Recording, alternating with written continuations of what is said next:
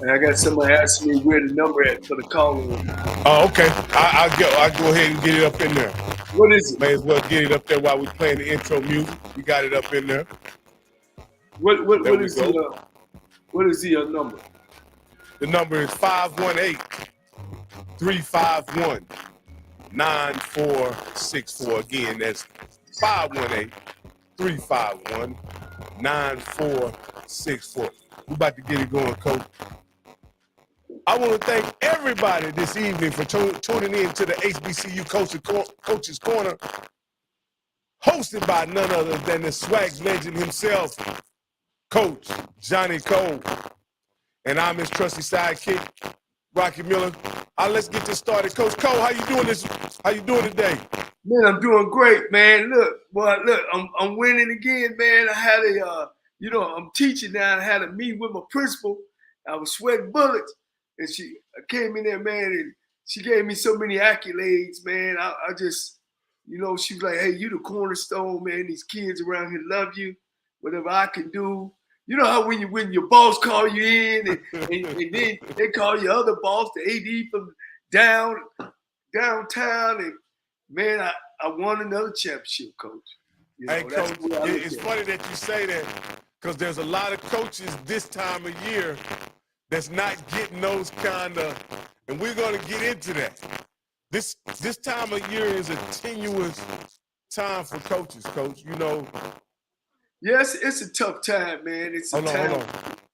It's a time. Coach, what do you mean with my mic is terrible?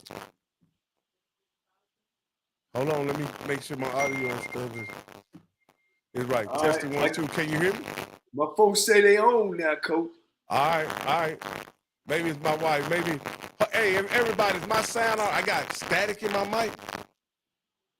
Is that what you said? Or is that my mic? No, that ain't. Hello. Hold on. Testing 1, 2. You guys hear me? Can you hear me? Hopefully I've improved my sound. It's always Coach. Something, Coach. Coach, that was static. I'm thinking that's my static. That's your static. Yeah, Coach. See? You was trying to fix your system, and it was my system that was the problem, Coach. My bad, Coach. Jesus Christ. My bad, Coach. My bad, man. Let's get rolling, man. All right. Look.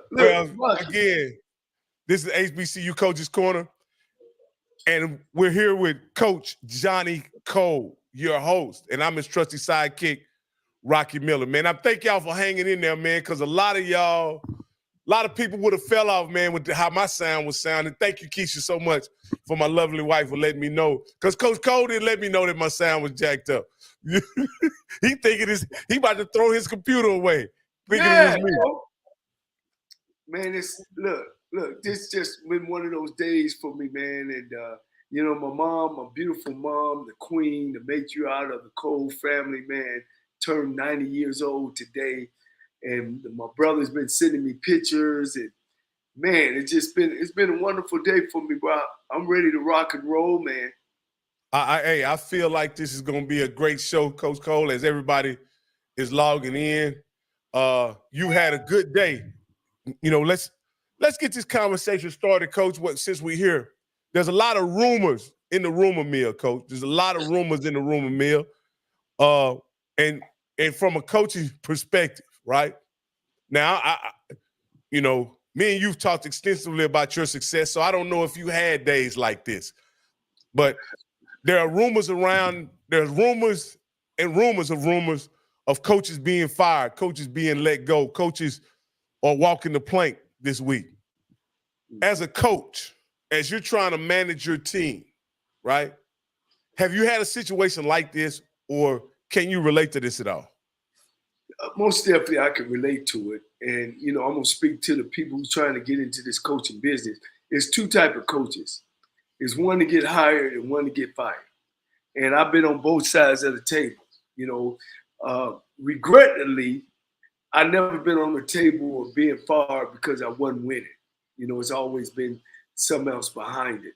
And unfortunately, that's unfortunate for me. But these other guys, I mean, you got to win. At the end of the day, coaches are hard to win football games. It ain't like you the preacher. You just had a bad day and you didn't get nobody to get baptized. Coaching, you got 11 times to do it. On the big leagues, you got 12 weekends to win. And you got to be on that winning side of it. And that's a part of the profession. So, I mean, you see Texas A&M gave up $76 million. Wow. They serious about football. You know what I'm saying? Absolutely. Southern University today, surprised everybody. Dooley is 2 years in his contract, and they found that, and the one thing about Southern, and I've worked at Southern depends on their football program to win football games. That is a part of their budget. And so they're serious about football out there. I had the opportunity to coach with Pete Richardson, who also coached me in high school, and he had 17 great seasons. And even having 17 great seasons, he has one losing season, and they end up getting rid of him, which I disagree with. But hey, man, that's the Southern Baton Rouge way. Well, Coach, in Dooley's situation, let's bring the two coaches that are rumored to be fired and let go. One is the aforementioned Eric Dooley, and the other is McKinley from your alma mater, right? Now, yes. These guys were, in my opinion, if in fact they are let go, they were let go for performance. They weren't let go for personality conflicts or anything like that. I think in Coach Dooley's situation, he came into a situation where it was expected for him to win right away because Southern wasn't in a situation where they were down and out. You know what I mean? They just needed somebody to take control of the ship, after having an interim coach for a season. He just needed to come in and right the ship, install his systems in, and, and the expectation was take Southern to the championship. Unfortunately, he wasn't able to do that. And to be perfectly honest with you, there was a regression in the program over the last 2 years. So in that situation, I think, you could say he was justly fired. But, Coach, how is it nowadays that coaches aren't getting those 3, 4, 5 years to turn programs around or right the ship? Well, that in today's society, everything is right now. It's right now. And when there are serious people about serious football programs, and in the HBCU, sometimes, the program, they don't take football serious. They let a guy stay in there and rot and finish his contract when sometimes he needs to get in and get out. So that's why these contracts are shorter now. On the Division II level in HBCU schools, sometimes you don't even sign contracts. You year to year. So it depends on where you go to school at. But unfortunately for Coach Dooley, he had a reputation of scoring. You're right. He didn't take over a program that was down and out. They were looking for him to take it to the next level, and he just didn't get it done. And they were playing bad on really both sides of the ball. Yeah, I think in his situation, with them struggling on offense in particular, with him being an offensive-oriented coach, I believe if they were scoring 35, 40 points a game and losing because of an inept defense, then that would, to me, in my opinion, that would have bought him some time, right? Because maybe he would have had time to bring the right guy in as a defensive coordinator. Right. The other problem, with him being the offensive guy, the offensive mind, and the team struggling offensively, I mean, I think that's an indictment on him as a coach in some regard. But I heard in an interview earlier this year on the Jaguar Journal, and this is not a quote from Coach Dooley, but this is just a summation of what I heard him say. And my apologies to Coach Dooley if this wasn't the sentiment that he got, but I'll go ahead and mention it because I think this is what I got. He simply stated that he's an offensive coach. He's an offensive mind, and he wouldn't want a head coach under the circumstances that he wasn't calling plays. And as this season progressed and they began to, as you pointed out a number of times, score under the national average, as an offensive-minded coach, is it being stubborn to say, I'm going to call the plays no matter what the performance is of the offense? I'm not going to bring anybody else in to call plays, especially when you're struggling on both sides of the ball. Like, what do you think about that, Coach? You know, from a coach's perspective, if you're part of the problem, what do you think you should do as the head coach, as the head man, if the side of the ball that you specialize in is the one struggling? Well, Coach, I'll tell you that I had that problem at Texas Southern in my third year. I thought we were good enough, and I thought we were on our way to winning championships, but we wasn't moving the ball because I like to throw the ball. People like to throw the ball, but we didn't have that guy to throw the ball. So sometimes as the head coach, or the quarterback, you got to make personnel changes as well. And I think you should start from there because Dooley was a successful, or still is, I would say, a successful offensive coordinator. And you start looking at what are we doing? Are we doing what it takes to the athletes we have? Because you got to formate your system around who you have, your personnel. And he was still young there. You know what I mean? He was still young. He was still in his honeymoon year. So he had room, to screw up a little bit. But when you're selling the wrong people tickets and not pointing at yourself and pointing at the players, that's a no-no for a coach. That's the worst thing to me as a coach is to start pointing at your players about they not getting it done. Because guess what? You brought them there. You know what I mean? You brought your players there. You sat in these people's houses and said that your kid can fit in what we do. So I think one of the things that when I'm seeing black college football, I'm seeing a lot of personnel players that are in wrong positions that need to be moved. You got a lineman that's 6'2", a defensive lineman 6'2", and he 370, 350. He might need to be on the offensive side because these offenses are wide open. So these defenses now are getting more athletic kids, where they, especially on the defense line, where they can retrace their steps. So the first thing he should have done to me was reevaluate his personnel, make changes when he should, because I think he stayed with that quarterback too long. They had 3 or 4 more. I seen a roster. He never made a quarterback change to shake things up. So I think he just missed on a lot of opportunities he had to give, his bosses to say, I'm trying to do what it takes to win. And a lot of coaches get their egos in the way as well. Let me ask you, Coach, have you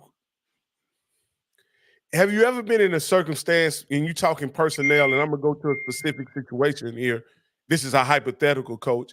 Have you ever been in a situation where you have 2 quarterbacks or maybe even 3 quarterbacks? One guy runs your system better than the other. However, the guy who's the better quarterback and his attributes may be another player. Have you been in that situation where the guy who's the better quarterback, so to speak, doesn't run your system as well as another guy? Coach, I'm the expert in that. That's my thing. When I was at Tennessee State, we had a kid named Todd Valentine who was already there, and we got a transfer in from University of Pittsburgh, a guy named Leon Murray.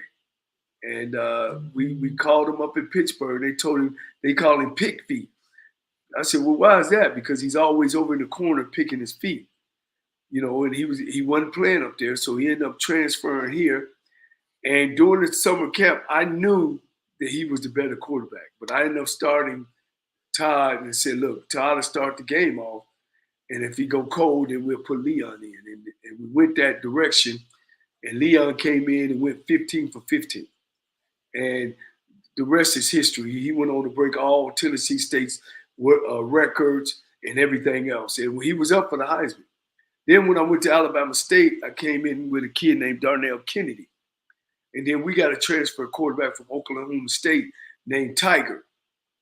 Now, both of them could play, coach, but Durham Valentine had been there. And he knew the system. And so I met with the two guys and look, both of y'all good enough to start, but one of y'all gonna have to go to wide receiver. And Tiger, I think it's you, because Darnell has been under me, and Darnell knows the system. Guess what? Both of them made All-American. And Darnell Kennedy went on to play in the blue-gray game down there, and at that time he finished number 6 in all of NCAA passing. And he's a legend. He still owns the records down there in Alabama State. Hey, Coach, you must be speaking facts because we're getting all these comments about Murray was hell and Leon Murray was the real deal and Kennedy was cold too. And these are all guys that you coach. Is that correct, Coach? I raised, Coach. Let's get that straight. I raised. No, I coached him, and we had some great times, man. I talk about those guys all the time.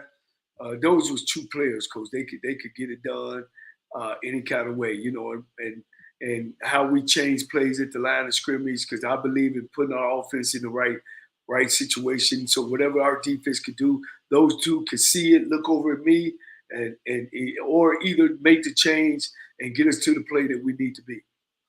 So Coach, just to also mention, not to be left out, Coach McKinley was also, there is rumored, this is not an official report, it's rumored that Coach McKinney has been let go or was told he's not going to be renewed or whatever the situation is, say, Coach. And that's what my people are saying. So I trust the people that I talk to down there at TSU, and I'm assuming that what they're saying is good money, whether it's been announced publicly or not. That's what I'm going with. In this moment, Coach, this is what I want to talk about. And I kind of asked you this before. Because I'm assuming the position is vacant, Coach. Would you consider coaching at your alma mater again, Coach? I would love to coach just off either going back to my alma mater. My career was cut short, and it left a taste in my mouth because I waited so long and I went through the gauntlet of becoming the head coach there. When I got there, Rocky, in 1981, the alumni getting off the plane, the alumni said, well, I didn't know they recruited managers. Now, true enough, if I was a coach, I was small, Rocky. I was small. But the coaching staff knew my family. They knew my brothers. They had coached my brothers, so they knew my bloodline. And I said, no, I'm not no manager, but I guarantee you I could play. He said, well, I guess you could play. They brought you here. Well, I sit the bench the first 3 years, Rob, and learned the offense and went through 2 coaches and ended up turning around and broke all the passing school records, seasonal records there at TSU. And then I started coaching there. As soon as I got through playing, the coach hired me. And I seen why we don't win there. You know what I mean? And in my mind, I always wanted to say, man, I want to come back here and I want to be able to win. And when we played those white schools, Coach, they used to beat us so bad. But then when it came to draft time and going to the NFL, we sending 4, 5, and 6 players to the pros. So I always knew we had great players at Texas Southern. We have great players at Texas Southern. We just ain't never had great teams. And I know why, and it costs to find that out. But yeah, I would love to go back there and coach, but everything's got to be in place. When I was there as a coach, we had 1 compliance officer. I got there before the AD and the president. So hopefully, if that comes, that I am chosen by Dr. Granger, then I'm his guy, Yeah. And I'm the president's guy, and some people look at me and my brother's career, but everywhere we went, it was problems there. And we coming in on top of an AD that's leaving out, then another AD coming in, or a president leaving out. And what happens, and me and you talk about this a lot, is nobody wants a loser. Nobody cares what a loser is doing. But when that light get on you and you ain't doing what's right, that light gonna shine. And it so happened that we've won everywhere we've been, and everywhere we've been, they had issues before we even showed up. You bring up a very interesting point, Coach. You saying the winning illuminates the program, and the program's culture is then exposed to everybody outside of the program. Yes. And that's an interesting point, because I never really thought about it in that regard, is that the winning brings the eyes to the program, and if you're not adequately prepared to deal with that kind of spotlight or platform, right, it can illuminate your blemishes as well. And here's the crazy part. But I'll give you an example. My brother, we won it out at Tennessee State, right? They didn't want to give him no raise. He was making $75,000 with 2 OVC championships, 2, and the only black coach and the only black team to ever win, right? And they wouldn't give him a raise. And I was making $40,000 as one of the top offensive coordinators in the country. Well, I ain't talking about black, I'm talking about in the country. Then Alabama State came down and doubled his salary, doubled my salary, and we came out there. But what happened was board members were fighting over who's in control. So we had board members that brought us and a board member that didn't want us there. So Alabama State turned around and paid a lawyer $300,000 to investigate my winning coach. Texas A&M was paying a man $76 million because he don't win. So, those are things that people don't talk about when they talk about the Cole brothers, about, really what really happened. What really is going on? These guys are doing the kids' grades are going, we're graduating players, we're winning championships. And I just tell my brother most of the time, man, we were way ahead of our time. We was way ahead. Coach, I got a question that just popped in my head, right? Now we can ask this question. If coaches have been rehired after domestic violence, coaches have been rehired after misappropriating funds, coaches being rehired after calling prostitutes and soliciting prostitutes with the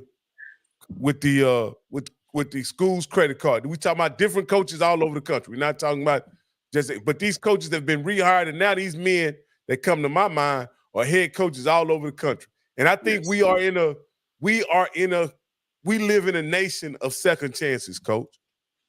Yes. And this is what I want to ask anybody, and y'all had a call-in number right now, and we may as well open up the call-in number early. Y'all see it on the screen. Y'all tell me why. Tell me why. Tell Coach Cole why. Why can't he be rehired as head coach at his alma mater? The only coach to win a SWAC championship at TSU. Please make it plain for me why Coach Cole should be rehired at TSU, Texas Southern University. Remember, he ain't killed nobody.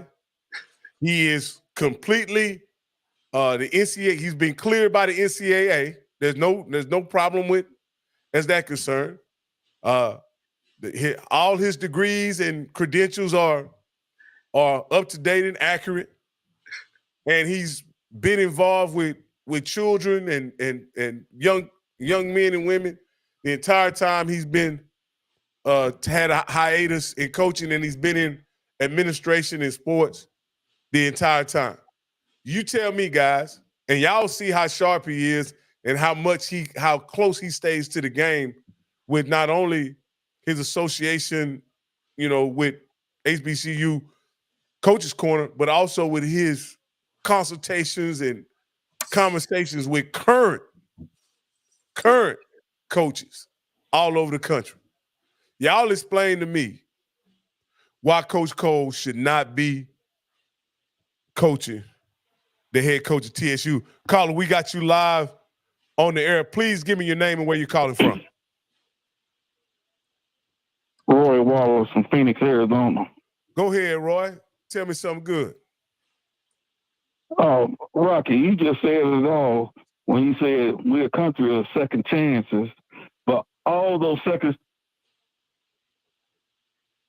Hello? Yeah. Can you hear me, Rocky? Yeah, I hear you. Okay, you said a whole lot when you said we're a country of second chances, but you left out one thing. What is that?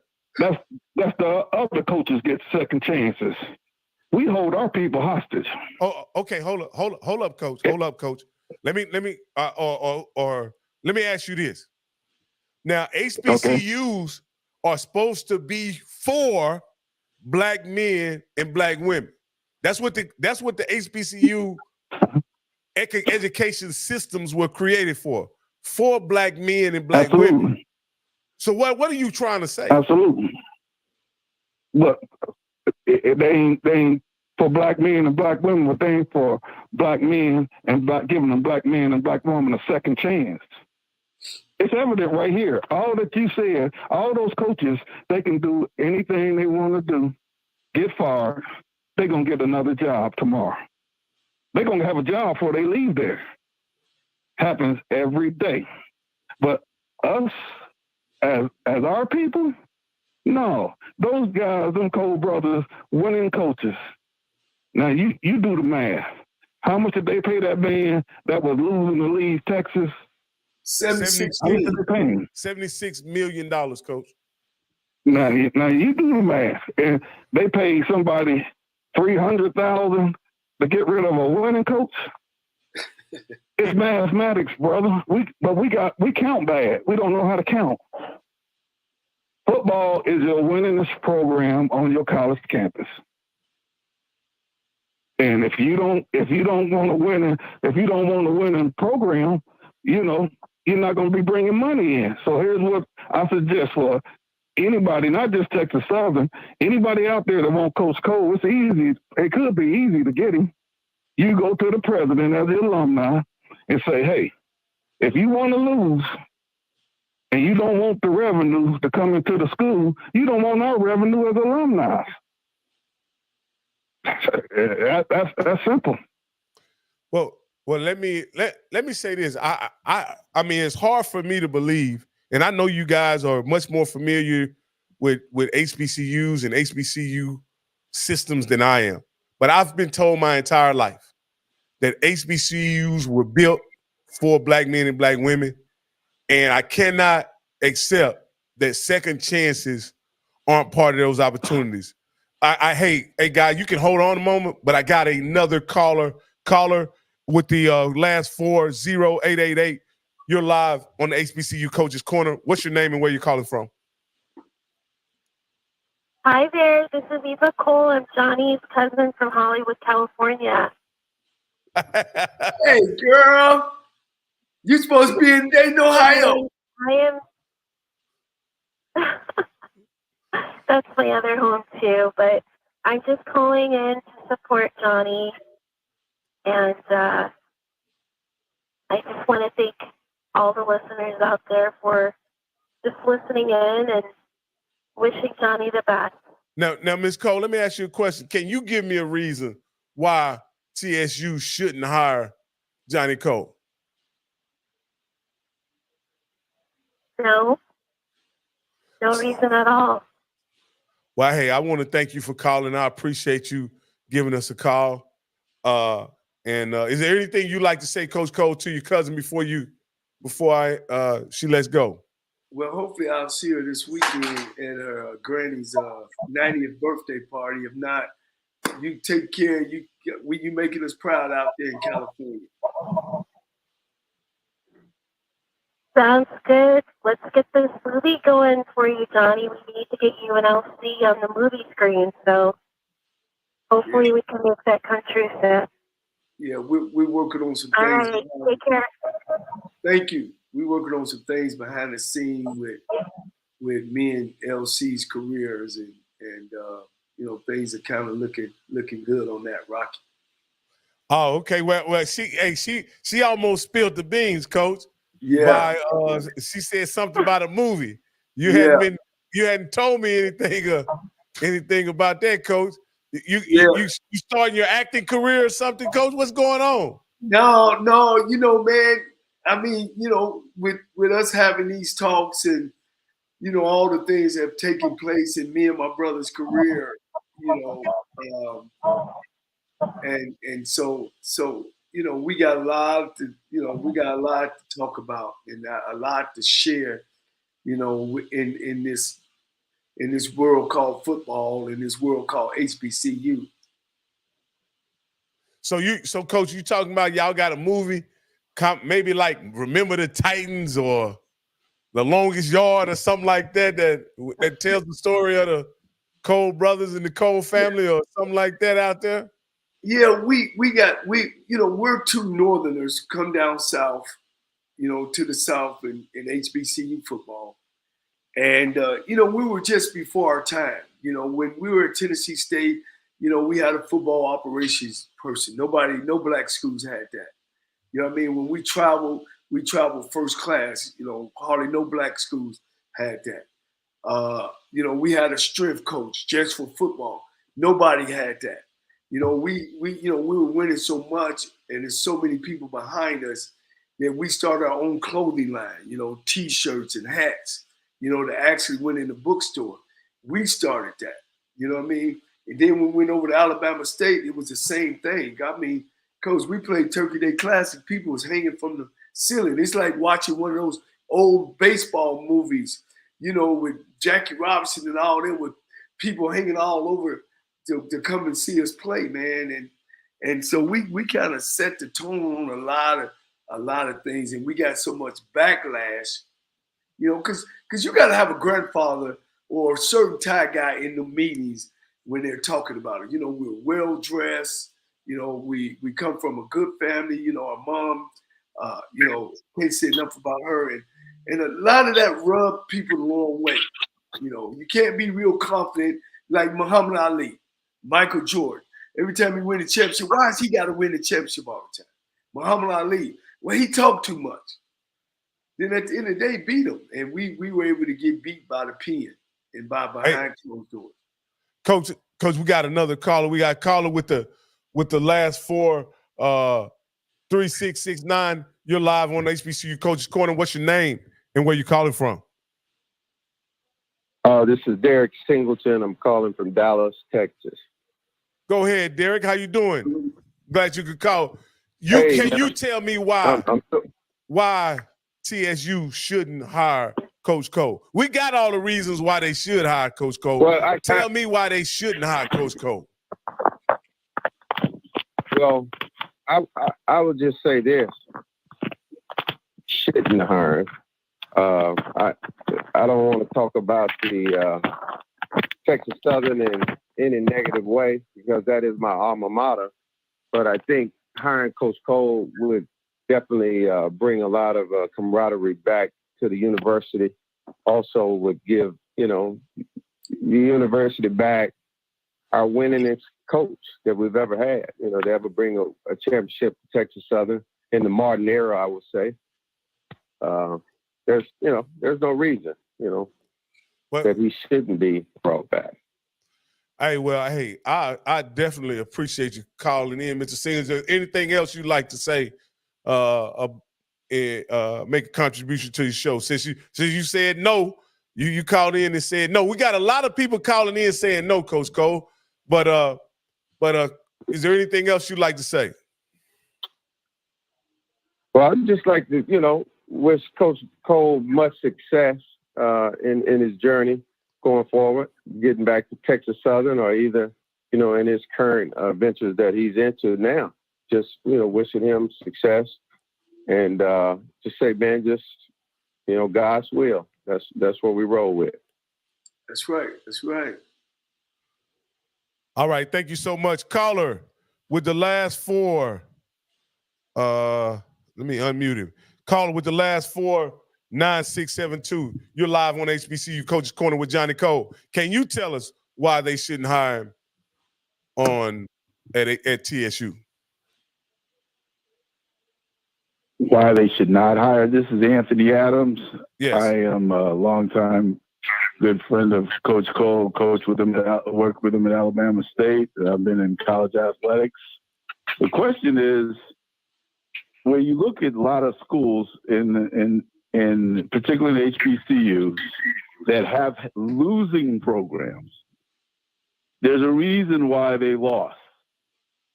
And this is a man who's been at other programs and took them and made them winning programs that they never won before. If you look at what Coach Cole did at Texas Southern, have they won since he left? If you look at what Coach Cole, LC Cole, and Johnnie Cole did at Lane College, won championships, and what they did before they got there, and what they have done since they've departed, have they won? Look at what happened at Alabama State, Tennessee State, all those places. So that proves that this guy is an outstanding football coach. And on any level. Well, Coach, the question is that I'd like to say that these institutions say that they fire coaches, after 2 years or 1 year. And what investment has the institution made in the program to be successful? Because that's the problem. You can't just keep changing coaches. And if you're looking for a coach that has taken an institution that has not won,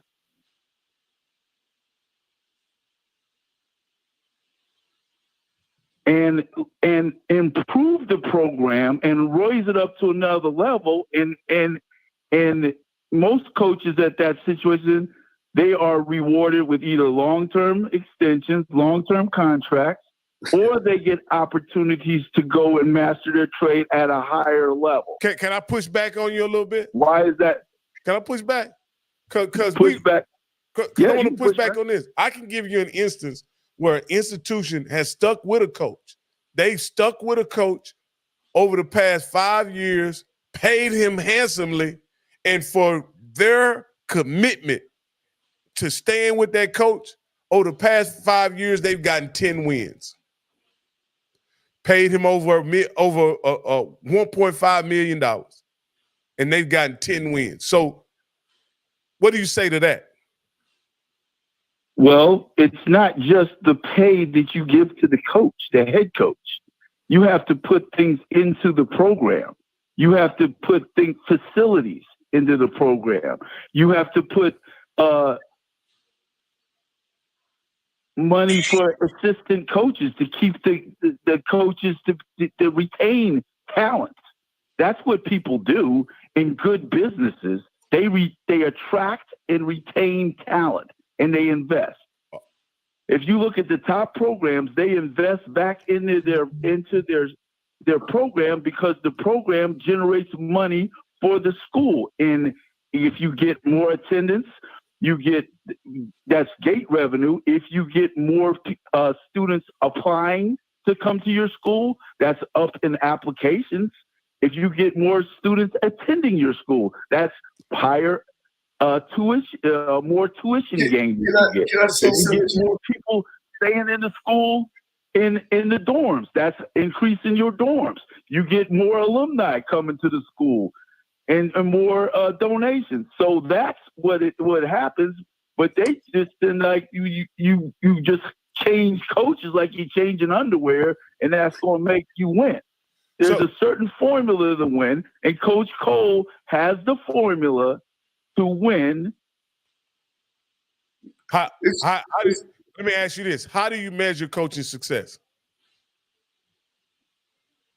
You measure it by, in the short term, it's about, you're in a competitive environment, right? If you're in a competitive environment and you're trying to compete in an environment where other people are very competitive and they're given more resources, you are not going to be able to run a 100-yard race and win a 100-yard race when they're 90 yards down the road and you starting at the back. You ain't going unless the person has a heart attack at the 90th yard, they're going to finish the race before you.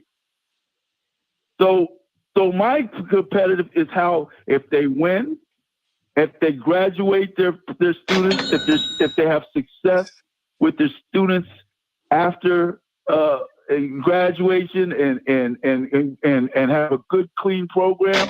I mean, and when I say clean program, I mean a program where you're not having people murdered and incarcerated. You know, I'm not talking about a hamburger that you gave somebody, at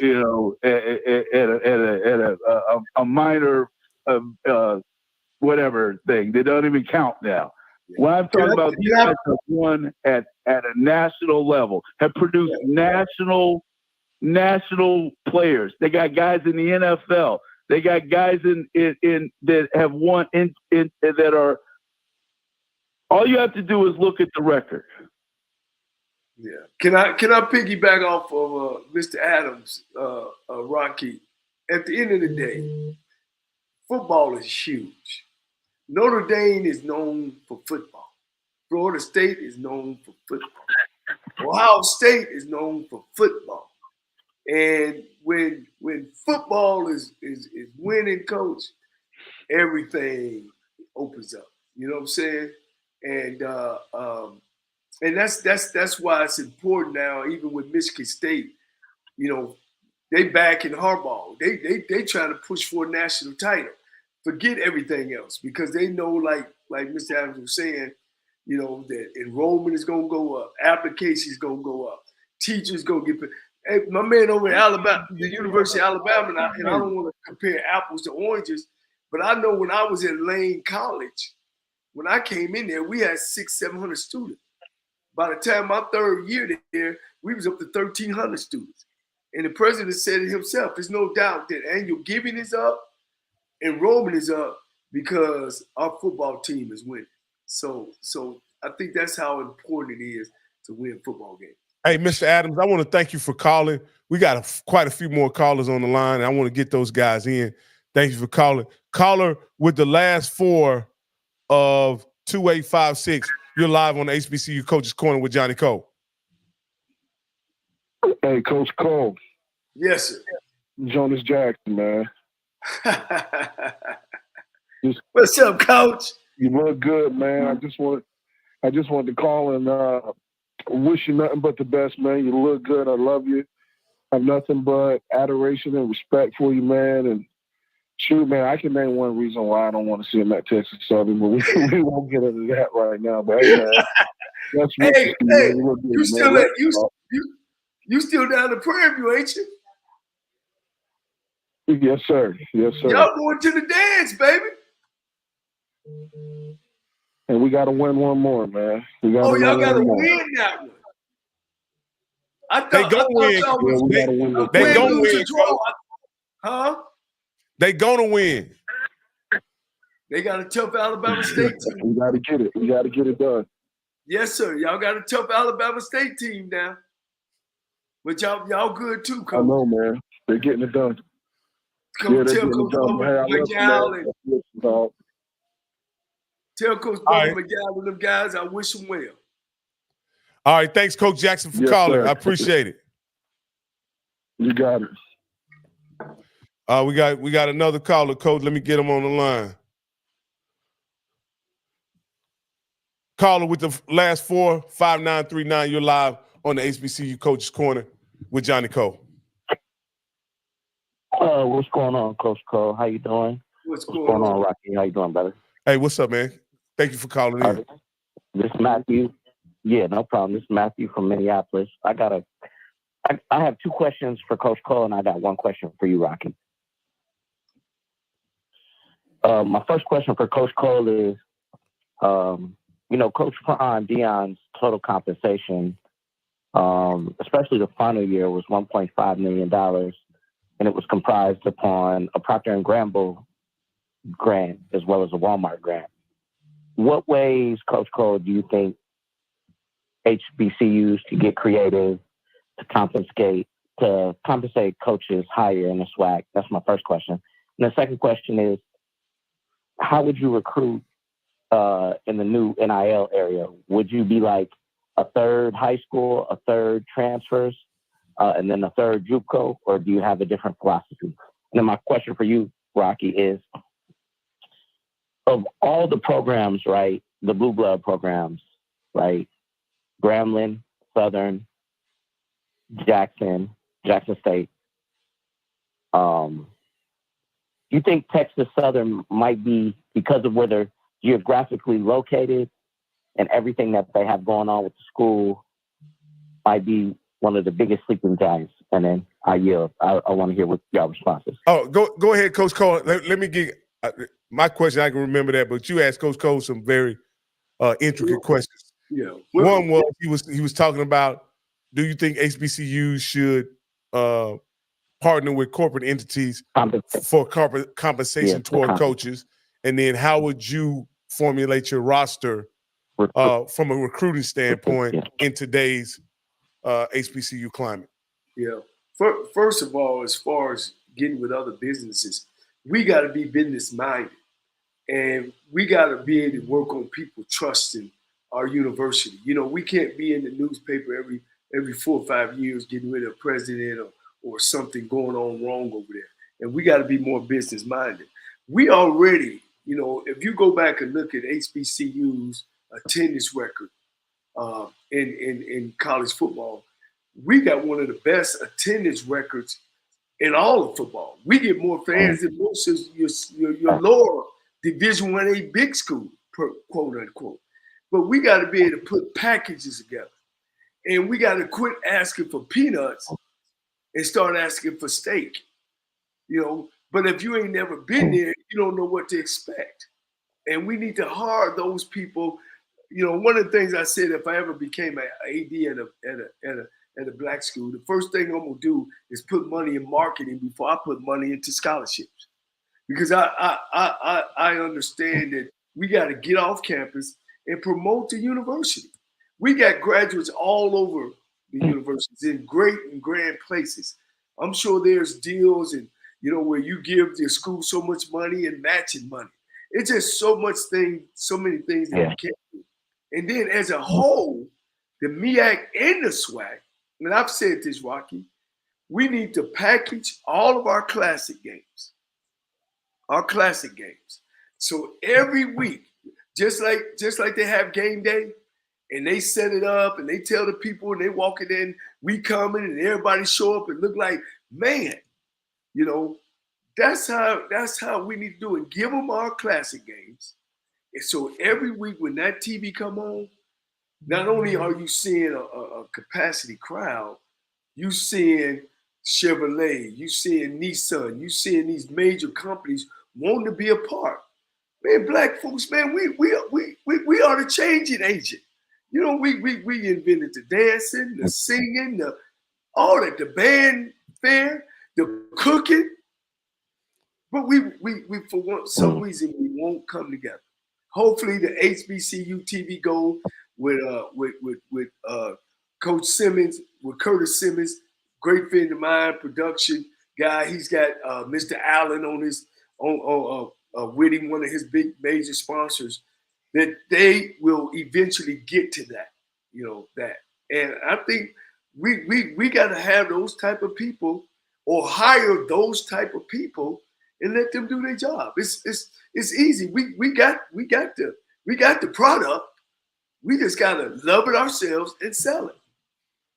As far as recruiting, you know, on that level, Division I AA level, my man, I don't go out and try to satisfy people and sign all my kids by February, the second week in February for signing day. I get my best players either in the spring or sometimes in the summer. And that's my transfers and stuff. But I will recruit high school kids. But my focus first is come in, evaluate the team, and find out where we need immediate help at. And that'll be my recruit scheme. And to answer your question, Matthew, about TSU, and and this is what I'll say, right? There is no reason why having only 2 major HBCUs that play football in the state of Texas, that they should have any have a void of talent at all. You know, whether you notice or not, Houston puts the Houston area puts more Division I football players in college than any other metropolitan area in the nation. Wow. And Coach Cole, would you say it's over 100? Beg your Would pardon? you say it's over 100 players next year? Would you say it's over 100 players? No. I think Houston puts somewhere around 350 to 400 players a year into Division I football. So again, in my opinion, if you just go out and I ain't never coached nothing on no level, but this is a common sense thing for me. If you just go look for the kids that are from Houston that's in the portal, you probably can put together a pretty good team. If you just look at the kids who are from Houston who would like to play in front of their mama and their daddy, right? You probably could put together a pretty good team just recruiting the guys from Houston in the portal. But I'm just saying, Coach, you could speak to that much better than I could. Yeah, let me say this. And that's what everybody say, recruiting. Don't get me wrong. Recruiting is your legs of your program. But 1, you got to recruit the right way. 2, you got to recruit players that you need. And first and foremost, I will take a program over talent anytime. It's about the program.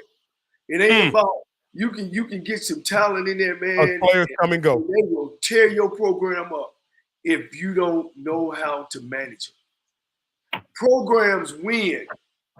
It so happened these big schools, you know, these schools you see every year, they got the formula and they got the players. That's one thing about Texas Southern. We've always had great players, but never great teams, except but one. 2010 Sims. Hey, show him the ring, Coach. Show him the ring. All right. Oh, which one? Gee, all of them national championship rings. No, I thought you had your 2 SU ring up there. Yeah, it is right there. Okay, Coach. Yeah. All right. Yeah. Hey, guys. Because that shows it can be done, right? Right, Rob? Yeah. You know, Rock, that's one thing about when I talk to people, they start telling me, well, Texas Southern, this is what Texas Southern need to do. And I just look at them, Rob. You know, how you gonna tell me when I'm about, you know, I know what they need to do. Hey, Coach, I want you to think about this question right here. We're not going to answer it now. I'm going to need you to hang on when we review the results of the games. We're going to get to this question right here. But basically, it talks about Southern and what you would do to replace Dooley. But we're going to get in our review of last week's games right quick, Coach, or we'll never get out of here taking calls. Y'all, we're going to give you a chance to make some more calls, but we want to get into our review of last week's games and talk about our picks. We'll get through it pretty quick so we can take a few more calls since you guys really are calling in tonight. So, Coach Cole, these are the results from Week 11. We got Morgan State and South Carolina State. Anything on this particular sheet jumps out at you. I know one of them jumps out at me, Coach. Yeah, we had North Carolina Central head coach on, and they laid the egg. Coach, hopefully we wasn't bad luck for Trey Oliver. Because if y'all go back last week, and I suggest anybody who didn't get a chance to see it last week, we had Trey Oliver on the show, and he was up late, preparing for Howard. So it wasn't because he didn't put the work in. He was definitely putting the work in late Monday night, and we had him on the show. But turns out that they traveled down up to Howard, and Howard had something for him. Had a 50 burger for him, Coach. Yeah, I think they got a rival going there, Coach. A little bumping heads, and because North Carolina Central put 50 on them last year, and they kind of heard Coach kind of say that, and they got after Coach a little bit. I'm glad to see Norfolk finishing the year strong, but of course they beating the terrible Delaware State team, and William and Mary Hampton, that's that conference they in, the Big South. William and Mary, you're kind of running through that a little bit, but Hampton, they just ain't strong. They ain't consistent enough. Yeah, I agree with everything you said, Coach. Let's go to our next group of games. Anything here remarkable? I think most of these games went the way we thought they would, Coach. There's nothing really surprising here. I also, I guess the biggest surprise of all these group of games, in my opinion, is Florida A&M only putting 28 on the homecoming queen. Yeah, he probably rests his guys, Coach. I mean, Lincoln College is an NAIA club team, and I think he probably rested his guys and didn't want to get anybody hurt. Getting ready for the SWAC championship game. Like I told you, East Illinois, Tennessee State they hadn't really played nobody, and once again these PWI schools, whip up on them pretty good, and I want to say he did have a winning season. So, my hat goes off. You spotted it pretty early, Coach. You told me they were catfish early in the year. I wanted to believe in Coach Eddie George and his team that they were on their way to competing for a conference championship. You didn't buy it at all. You knew it was catfish all the way around. None of his wins was versus a winning program. And most of those programs only had 1 to 2 victories. So that wasn't no surprise. Grambling jumped all over UAB. A&T beat Rhode Island. Rhode Island beat A&T, which I was right on that one too. So nothing surprises this week. Now, this one right here really caught me by surprise right here, Coach. Like, this one really, really got me on Sunday. Me and you were texting back and forth during this game. We're talking about the ALCORN and the Texas Southern game. Texas Southern jumped on them, Coach, and it was not even close, Coach. It wasn't even close, And when you watch it as a coach and you evaluate things as a coach, you see different things. When you are evaluated as a fan or something, you like, oh, Texas Southern beat them 44-10. See, I told you Texas Southern was good. No, and I hate to say, no, you're not. Not after 5 years, you know what I'm saying? But as a Texas Southern grad and alumnus, yeah, I'm happy. But as a coach, I like to see teams come in. You need one game to go to the championship. They really handed it to you when you're playing a bottom team. But when you watch the game, it looked like Texas Southern was going to the championship and not ALCORN. They came out with speed. I'm going to give that to Coach McKinney, having those kids up and ready to play. I had to give him an F for that. Coach, let me ask you this, Coach. Now, let me just put this in perspective because this is kind of what I saw. I'm a fan. I like to think that I know football really good. I think the elements forced them into a style where, one, if you look, ALCORN has struggled to run the football the whole year, right? They really lived off the passing game. Texas Southern has tried to pass, and that's really been their Achilles heel, for most of the year. In this game, they were kind of forced to run the ball because of the conditions. ALCORN was forced to run because of the conditions, and it was simply the team with the better rushing attack, the better running backs won the game. Did you see it that way, or did you see something else? Well, without a doubt, Owens, the tailback for Texas Southern, had a great day. And he became the all-time leading rusher at Texas Southern. What I seen with ALCORN, I seen a quarterback that never set his feet. I seen a quarterback that always looked like that he was trying to find. He wasn't dropping back, looking at the reads like, what's my primary, what's my secondary receiver, and then I'm off. It was like scrambled football. It was like he was dropping back and trying to see who was gonna pop open, not knowing, with his pre-snap read and all that kind of stuff. A quarterback, when he gets that back foot, he should know where he's going with that ball unless he's flushed out. And I didn't see that. I'd never seen that quarterback set and come off and throw that football. And Texas Southern got up so fast and high. It's just like you said, the rain hurt them. They got down early. So I was very surprised. Coach McNair, I got to give him an F for preparation, for coming in there and not having those kids ready to play. Then Alabama State did what we thought they would do against Mississippi Valley.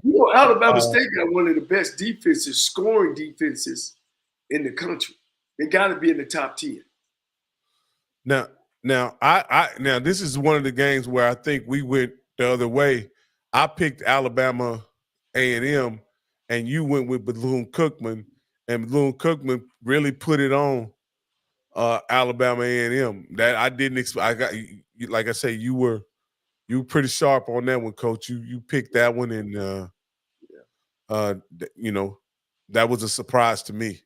I think Coach Maynard is a good coach, first of all. I just think he got one foot in and one foot out. And I kind of know some things behind the door and stuff of what's going on up there in that program. And, I think he might be out, by his choice, not necessarily by the AD letting him go. But they got some issues going on up at A&M and some moral stuff, like not moral, but wanting to be there. Nothing outside of his personal life, not none of that, but more of, do I want to be here at Alabama A&M? All right, and then what I thought was the big game of the week, which what I see as a elimination game turned out not to be an elimination game because of the situation that happened in Houston, but Prairie View and Southern. Well, I guess it was an elimination game, and we may as well go ahead and talk about it somewhat. Seems like this is going to be Coach Dooley's final outing as the Southern head coach. Wow. He leaves the school Prairie View in good shape and comes to Southern.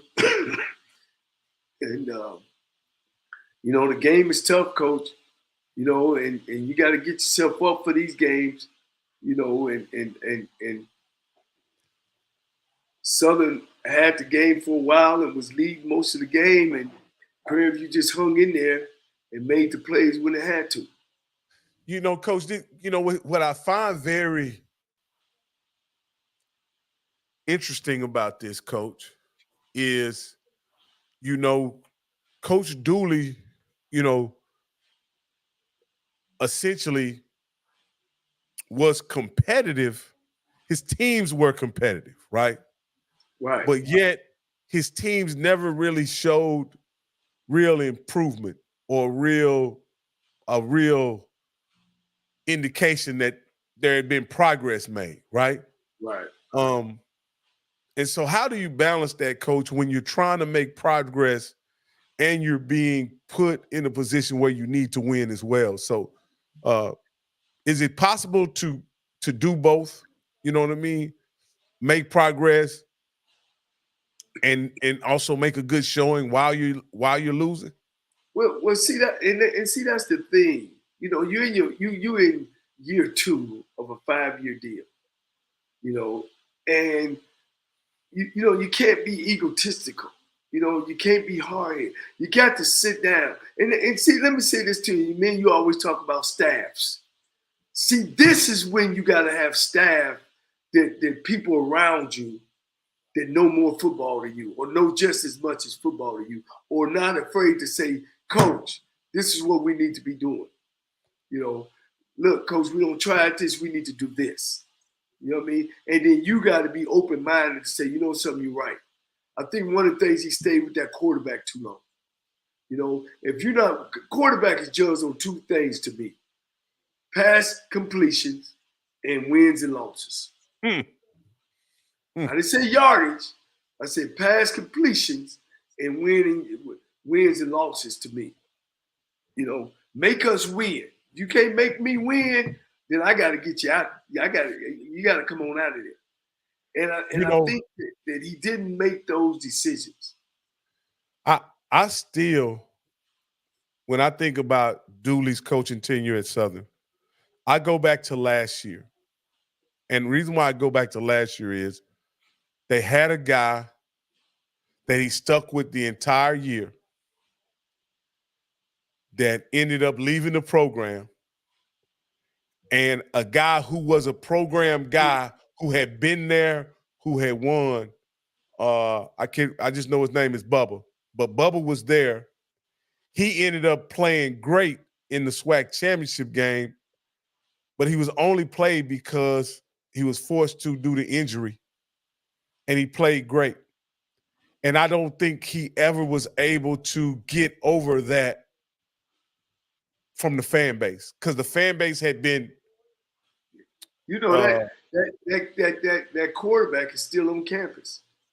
Really? He just didn't want to play football no more. Wow. I talked to my people down there, and he's still on campus. Well, you talking about McCray? Yeah. See, being a former SU coach under Pete Richardson, the legend Pete Richardson, my coach, Pete Richardson, who would you focus on to replace Dooley, who has been officially released by Southern? Oh, you said we're gonna answer this later. No, this is what I was gonna bring it up while we were talking about this game. This is why I wanted to bring it up. It says, who would you focus on to replace Dooley? Bubba McDaniel. Bubba McDaniel was the quarterback who was the starting quarterback under Coach Odoms. And for whatever reason, when Dooley took over, he would not give Bubba McDaniel what I would consider a fair shot to be the starter. He brought a guy in to play quarterback only to struggle the entire year. And then when Bubba played in the SWAC championship, Bubba played lights out. He was really the only reason why the game was competitive, to be honest with you. And I don't think the Southern fans, the Southern alumni, ever got over the treatment of that player who had been a Jaguar for 3 years, who had played for championships and things of that nature, Coach. I just don't think I think he used all his goodwill up in that particular situation and circumstance, in my opinion. And the fan base just never got over it. To me, that's one of the worst things a coach can do. It's just personal with a player. There's been players that didn't like me, and I didn't like them. But like I told them, as long as you do what I asked you to do, be on time, be at breakfast, be what you're supposed to, I ain't got no problem with you. I tell my players off the top, I'm not here to like you. You're not here to like me. I'm here to coach. You here to play. I'm here to push you towards graduating from school, number one, and playing championship football. Now, you do what I say, I'm gonna like you. You know what I mean? You do what I ask you to do, we gonna like each other and we gonna be friends forever. I got players on that championship team, boy, probably couldn't stand the ground I walked on. But long as they've done what I've asked them to do, show up on time, man, and we win championships and y'all graduate, I'm good. Well, okay. I wanted Trophy Chaser correct me. He didn't start under Odoms, but he did start under Jason Rollins. He did start in front of Skelton for Jason Rollins the year before Dooley got there. So that's what I'm sorry. Yeah, you're correct. He didn't start under Odoms, but he did start under Coach Rollins. So my point was, he was a kid that was already there, who had already had a track record of playing, and it seemed like Coach Dooley had his mind that Coach Bashawn McCray was going to be the starter here, recruited him from somewhere else. I want to say Arkansas State, brought him in, made him the starter, started him above kids who were already there. And, you know, from the very first part, it went sour because you remember, Coach, they lost to TSU the first game of the season, Yeah. 24-0. Yeah, that was, You know, that was a bad showing, Coach. But both of those games, Coach, when TSU beat the other guy to get him fired, you know, because they hadn't won a game. TSU hadn't won a game till they beat them the first time. And then when he beat Dooley 24-0 in a classic, and it was an embarrassing 24-0, man, it was, you know, that's just tough, Coach. That's tough. That's tough. You know, do any names come to mind, Coach, of guys that you like to see replace Odoms at Dooley at Southern? Well, you know, I always got to go with my brother. I think Southern need an older coach, older winning coach to come in there and to run that program. I think, you know, we're talking LC Cole, is that correct? LC yes, Cole. I'm getting word from people on how the staff was ran and guys, you know, run things through a cell phone and have conversations with their players on the cell phone, and you know, that ain't happening. Southern's program is too good to have coaches in there like that. Those guys ain't serious about coaching football. You get in your car, you go over to the dorm, and you sit down with that kid and find out. You got Chennis Berry out there, you know, at Benedict, who also worked at Southern University, done a great job as the offensive line coach. You got Jabbar Jaluk. You know, he's a young guy. You know, I coached Jabbar Jaluk. He's a Southern graduate. I want to say he's either at Florida State or Florida or one of those Florida schools coaching. You know, I kind of question because he's never been a coordinator before. He's never been a head coach either, but he knows the Southern way.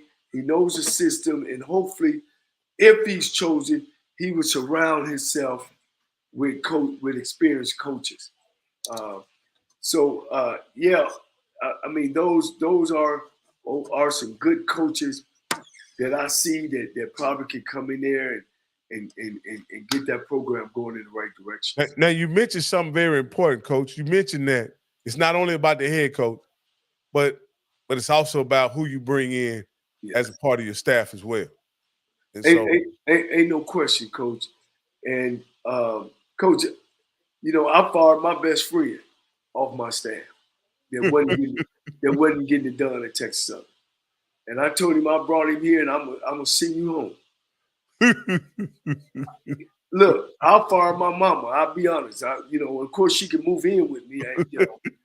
But if we ain't getting it done, you know, and you ain't getting it done, you got to go. Yeah, Jaluk, you know, I coach him. He's over at LSU now, and he interviewed with Dooley at the time. And Jaluk, you know, is a kid that was a brainy kid as a player. You know what I mean? He knew about the game as a player. So I don't know. You know, I you know me. I'm one of them guys that, you know, you can't jump on the back of the seat and start driving my car. But Coach, the thing that I find challenging about taking a guy that is not even a coordinator at the Power 5 level and promoting him to head coach is not so much my point, the experience that's going to be challenging, but meeting his expectations from a salary stand is going to be challenging. And then him having the network of guys that will work under him for the salaries that HBCUs pay. Like, he has a network of guys that are in Power 5 football, which those position coaches, I know, like I say, I know what those guys make. Right. You know, I know a defensive line coach at a Power 5 school, that makes $600,000, coach. He's a D-line coach. He's not a well, he's not the thing about Jaluk, he does know the law of the land over in Southern. You know, so he already know what to expect. But would he take a pay cut to come to Southern though? You right about that, coach. I don't know if as a running back coach, is he making more than $275? Absolutely, coach. I would say as a running back coach, he's making anywhere from $400,000 to $500,000, coach. At LSU. I wouldn't argue that point at all. That's at LSU. Like I say, the Power 5 school I'm talking about is a private Power 5 school. Right. And see, I'm a big advocate too. But when we get those black coaches up there, whether they come from the HBCU or wherever, they need to stay. They need to stay up there. Because you got the HBCU coaches that went to school, graduated from school, been on the staff. Those are our jobs. You know, those 20 schools we got, NEAC and 20, you know, those are our jobs. And we got to swim and fight over them anyway. You know, I just don't see a HBCU school hiring some white guy as a white coach. And you can turn on the TV every day, and I get sick and tired of watching on Saturdays these PWI schools and all these black players out there, even in the NFL. You know, I'll be honest. You know, and you have no idea how you can get there. You know what I mean? Because everybody you either don't went to school with ain't never coached up there and probably never will. You know, or you get lucky going to a camp and meet somebody. You know, it burns me up. You know what I find really peculiar, coach, and this is kind of off the subject. I find about really peculiar about particularly Power 5 coaches and NFL coaches. And this is what I say. The higher up you go, the lower percentage of coaches that actually played at that level coach. Why is that, coach? You're right. Look at all the head coaches. Most of them some of them ain't even played football. The dude at University of Miami is some Yale graduate that put together numbers. So all he doing is playing Madden football in Miami. It's just like the one that just got let go at Raiders with the Raiders. He's been riding what's my man at the Patriots, the head coach up there. He's been riding that coattail forever. He ain't head coach. Josh McDaniel. Yeah, Josh McDaniel. That's the one thing I can say. Normally at the HBCU coaching level, just about every coach on staff played football. Like all of them. Like, yeah. I mean, I can't think of, you know, and again, I'm just saying the higher you go up, the less football you had to have played in order to qualify for those jobs. That's peculiar to me. It seems like, you know, and those jobs are reserved.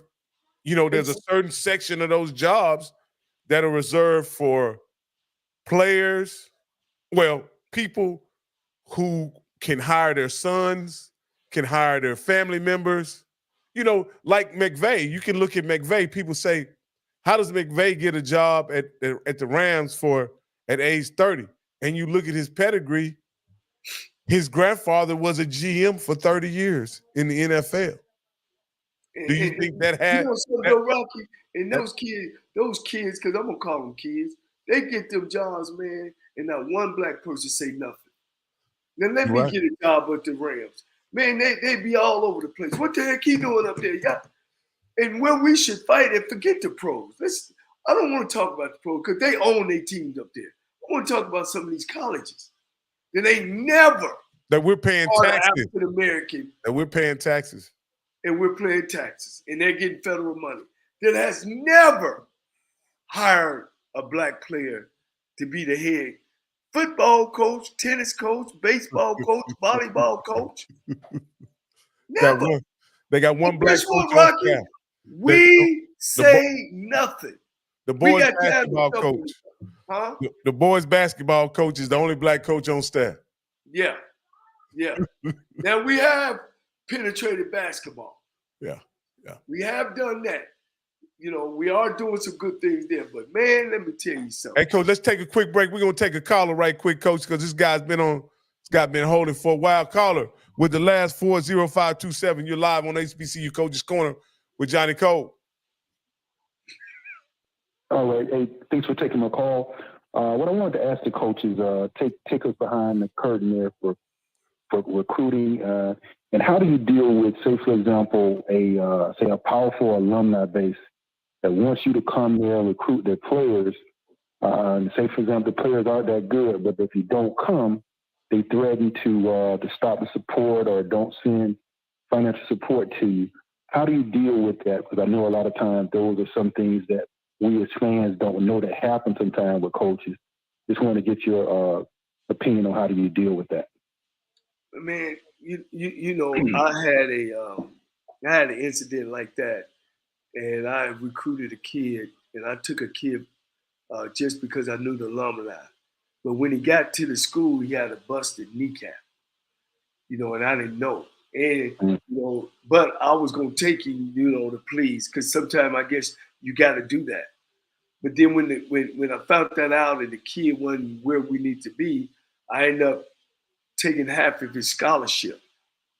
All right. But I knew that he had a sister there.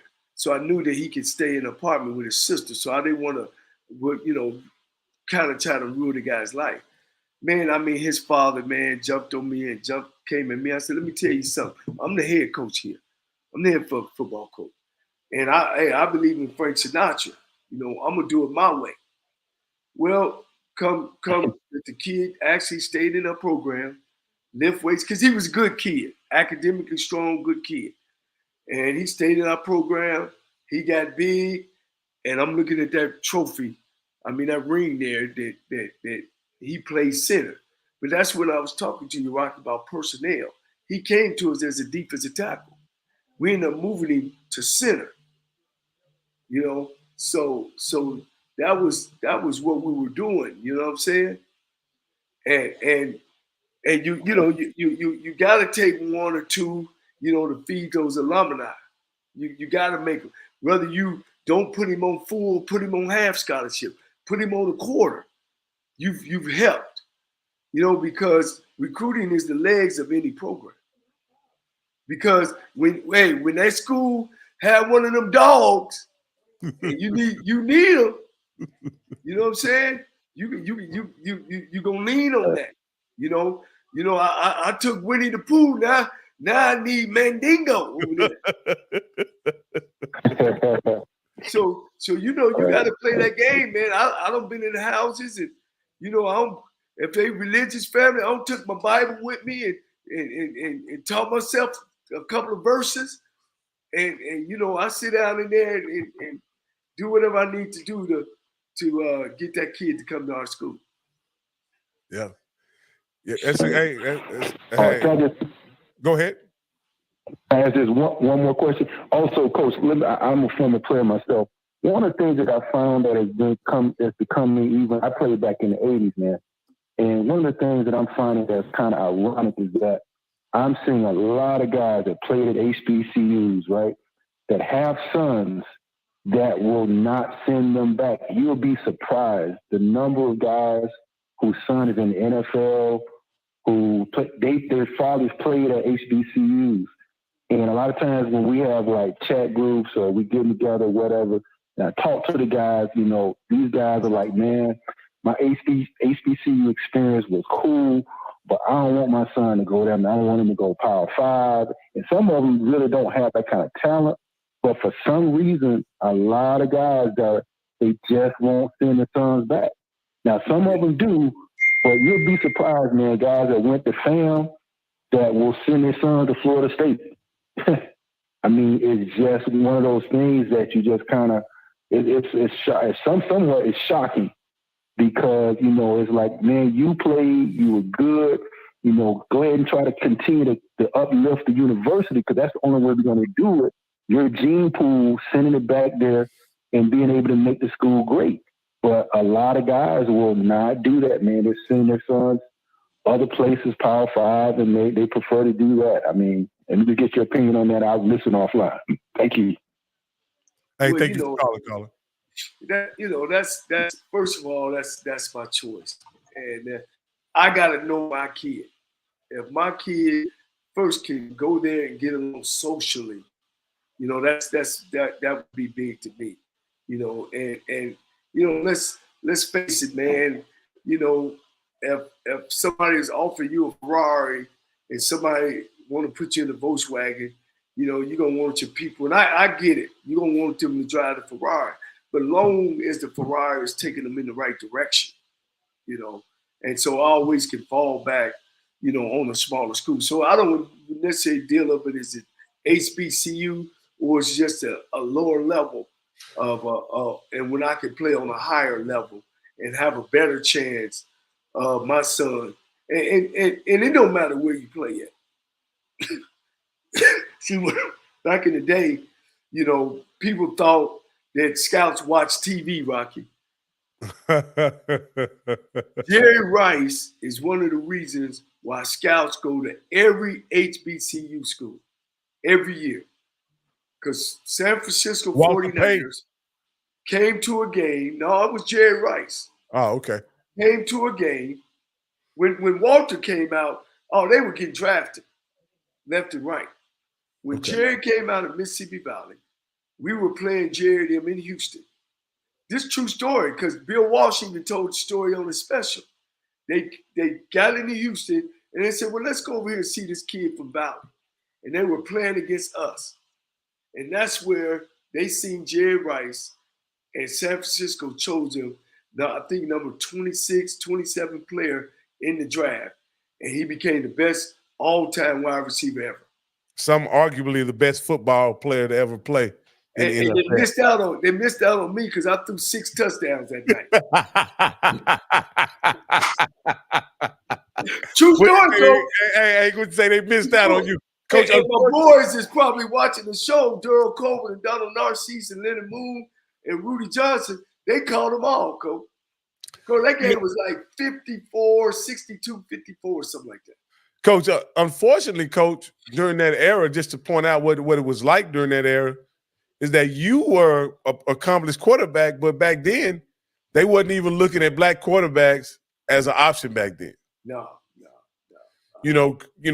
Greats like yourself and Willie Totten weren't even considered as NFL quarterback. Willie got an opportunity to go to Buffalo. He actually played for the Bills that's when they had the lockout.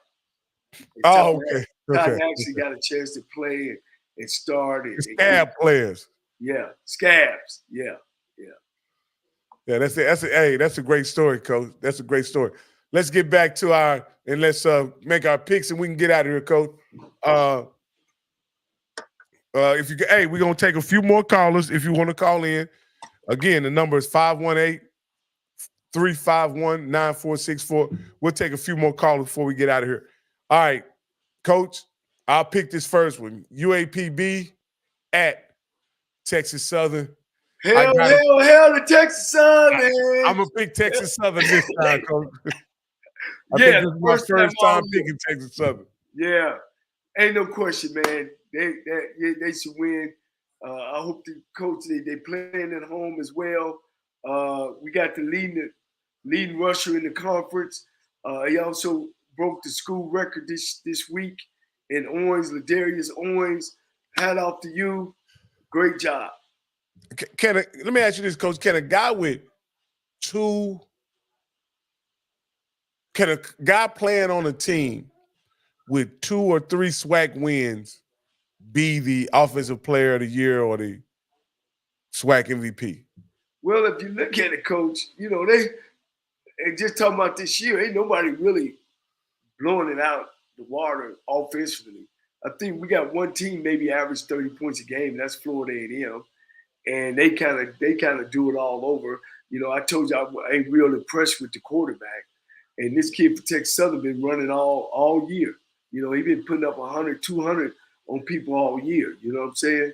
So I think he will be chosen as the player of the year. Okay. Offensive player of the year. Maybe even the whole player of the year. The MVP, okay. Yeah, MVP. So let me go with this, Coach. You can pick this one Florida A&M at Bethune-Cookman. Throw the records out, but I got Florida A&M. Bethune-Cookman just still a startup program. I just don't see them beating Florida A&M. Now this is a huge. This next, and I'm gonna take Florida A&M as well. Now this is a huge game. This is a huge game, and Prairie View has been in this situation 3 years in a row.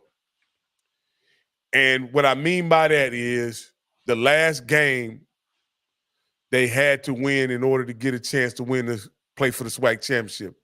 The first year it happened under Coach Dooley, they lost, but they still were able to go because, I think Southern ended up losing or somebody ended up losing as well. And so Prairie View went ahead and went to the SWAC championship. Prairie View went to the SWAC championship. Last year, the only thing they had to do was beat Valley, and they lost, Coach. Mm-hmm. Now, the best defense in the SWAC is coming to town, and Prairie View needs to win in order to go to the SWAC championship. What do you think is going to happen on this game, Coach?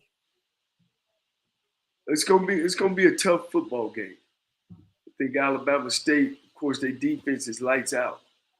Problem is they can't score. It ain't like Prairie View running up and down the field at all. I think the game will be won on who has the less turnovers. And so I'll choose Alabama State. Coach, I'm going to take Prairie View on this one. The game is at home, and I hope a few Prairie View fans show up for this game. It's the weekend before the holiday.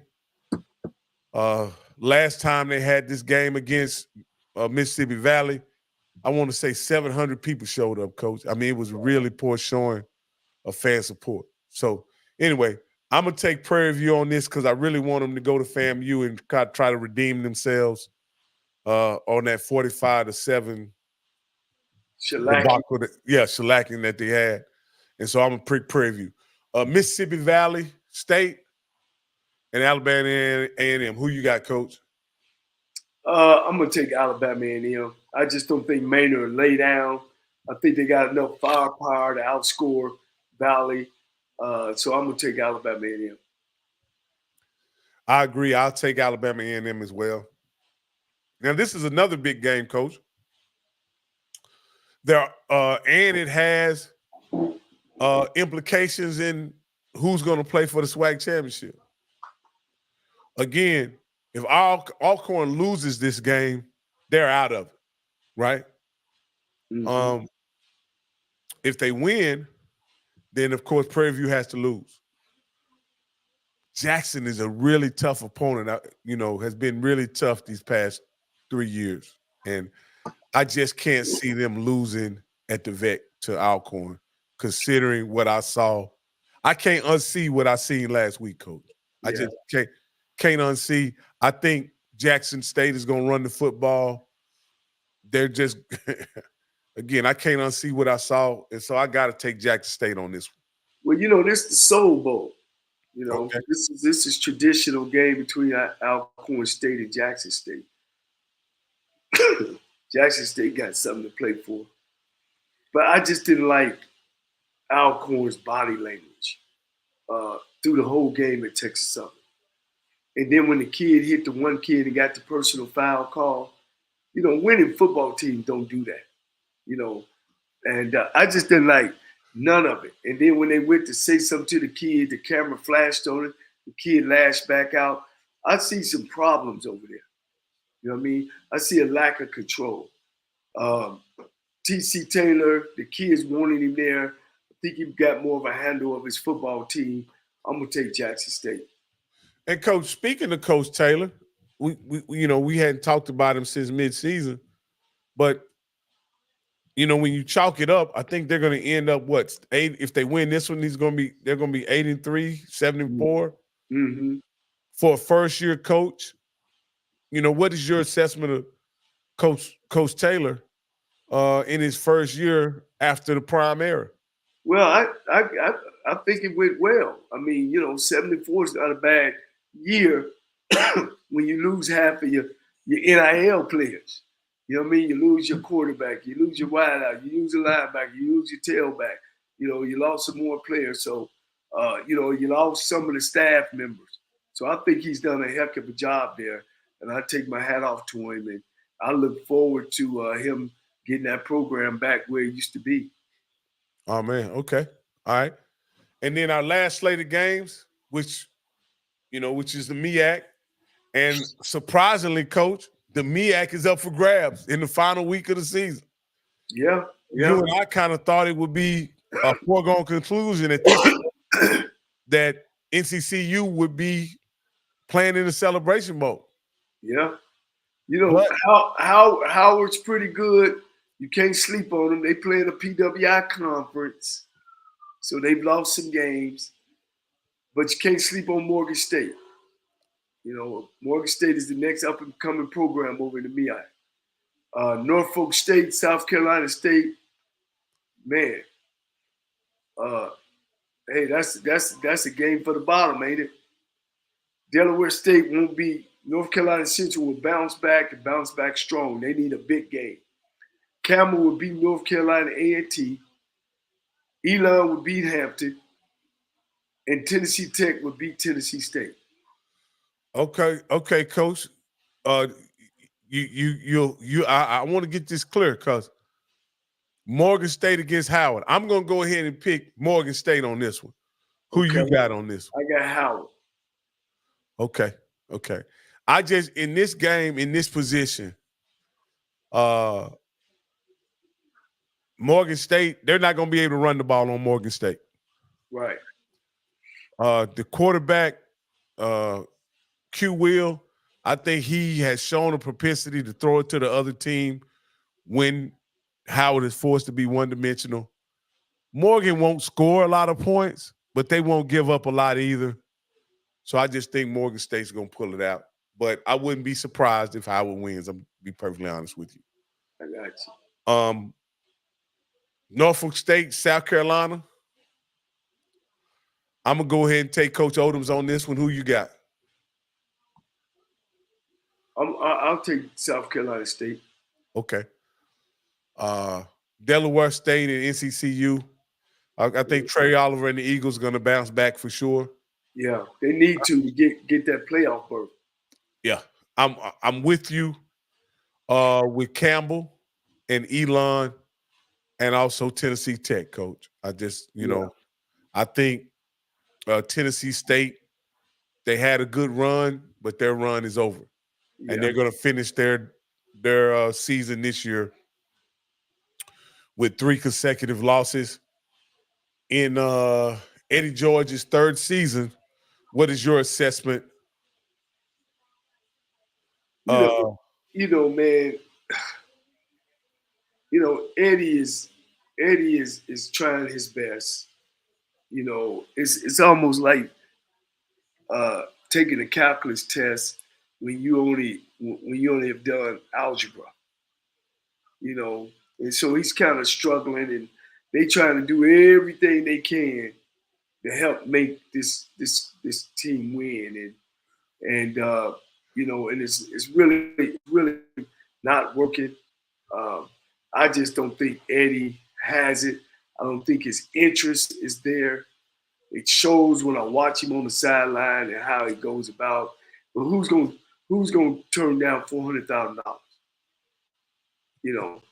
And so I just don't think that he really has that interest of playing, especially when he played at the highest level in the pros and in college. It just ain't there. And his personality ain't that type of personality. So his love is not there. He's at Tennessee State. I've been there. I worked there.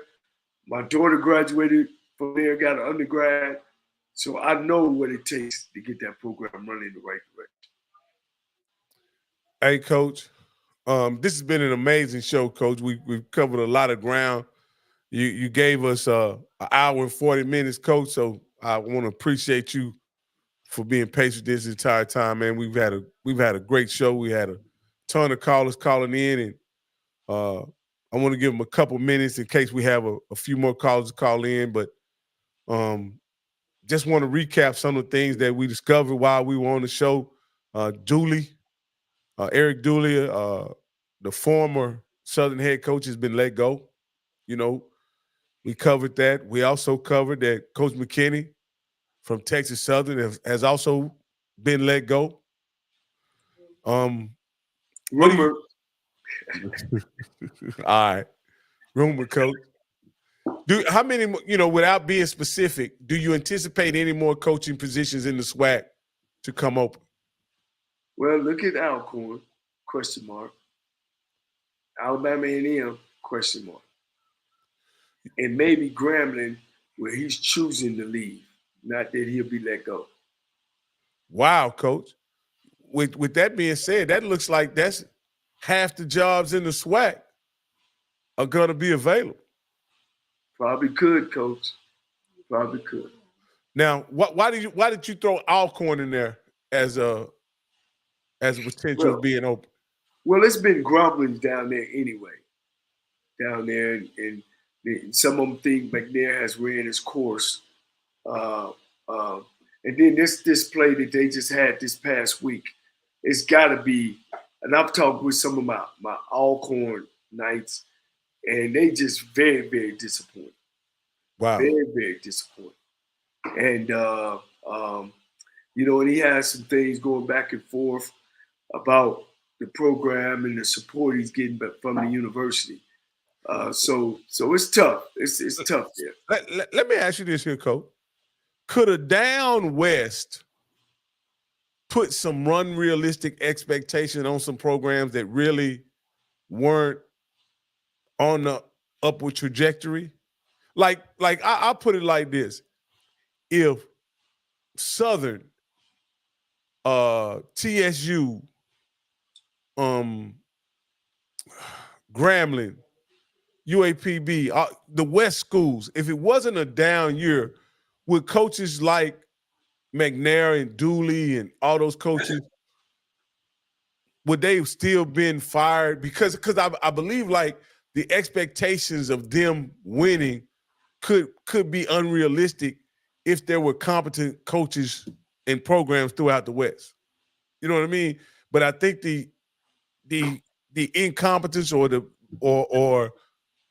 lack of a dominant coach or program in the West had certain programs having unrealistic expectations. Do you think that could have contributed to all the turnover that you anticipate happening? Each school has its own flavor about itself. I know Southern depends on their football program. They depend on people buying tickets. You know what I mean? And that's what they depend on. And so they serious about their football. Some of the other schools don't necessarily depend on that. Texas Southern don't depend on that to help run the school or to help run the athletic department. So that's that. But it was a down year, and trying to put things together. Yeah, but I think it's more of the personnel, the coaching personnel, the coaching carousel of what's going on in SWAC football. You've been around this SWAC football and HBCUs a long time, Coach. To me, as a fan that just came on a few years ago, it seems like there's been an awful lot of turnover since Coach Sanders came into the space or Coach Prime came into the space.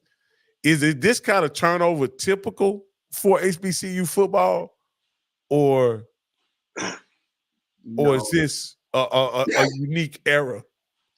Well, you had Jackson State dominate in the 80s, Grambling, and then in the 90s, when Pete Richardson came in there in the middle of the 90s, he kind of dominated. But you always had a great Jackson State team, a great Grambling team. Alcorn would pop up. Southern University would be in there up and down.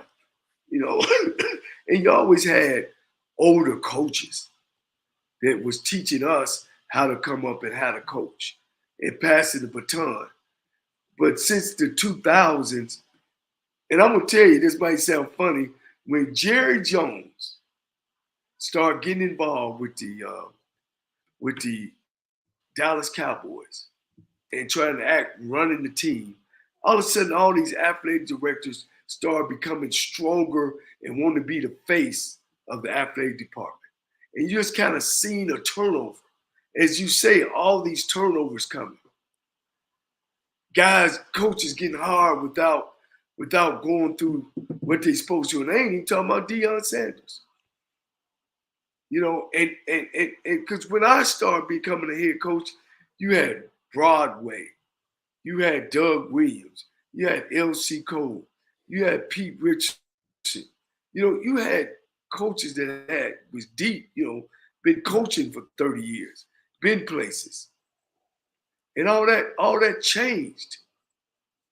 Mm. Now we have another SWAC historian who has commented it's the same turnover that they have in any other conference. The SEC has this type of turnover. Again, you know, I agree with you to a certain extent, Bishop Campbell. But when people talk about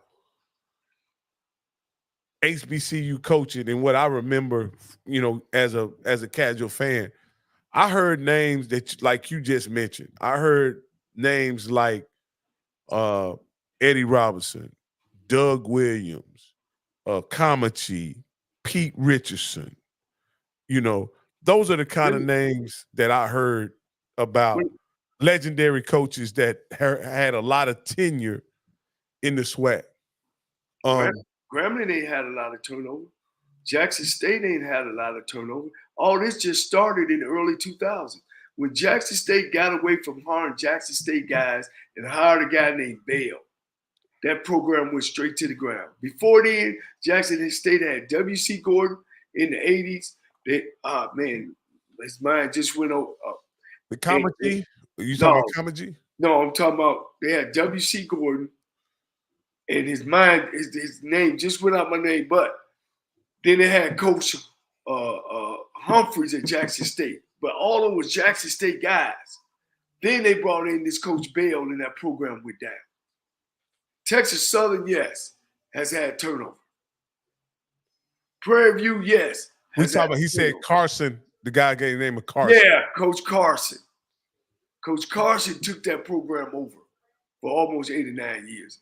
Then the coach behind him was his defense coordinator, took it over. And then they got away from going to PWI coaches. Prairie View had a lot of turnover.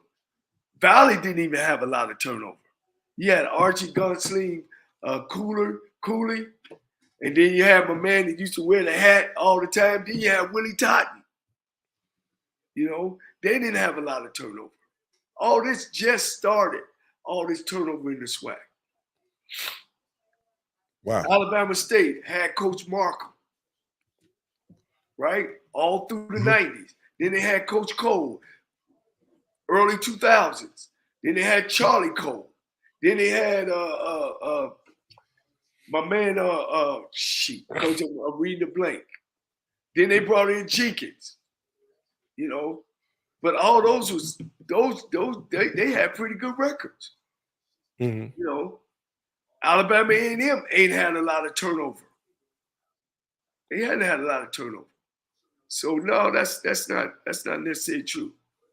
We in Black College, we didn't used to be that way. Well, it seems like they turning over a couple.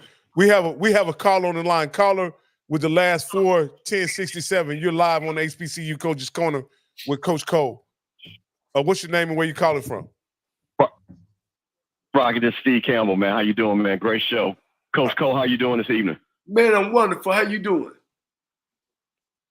Man, I'm wonderful. Coach Cole, look, I come from the old school.